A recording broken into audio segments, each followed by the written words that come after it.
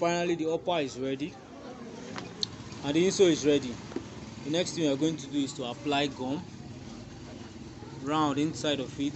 Apply gum here and gum it together like this, right?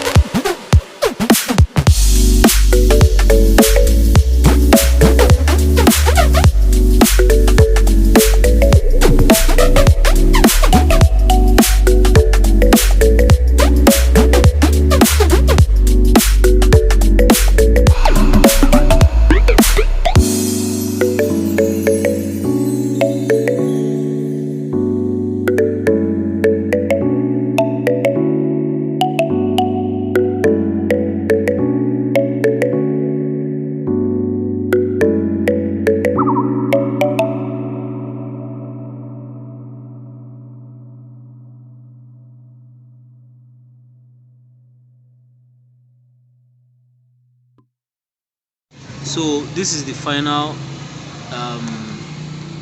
wedge slippers I made for my mom. So it's very simple. If you follow the process, you know how to do it. It's quite simple.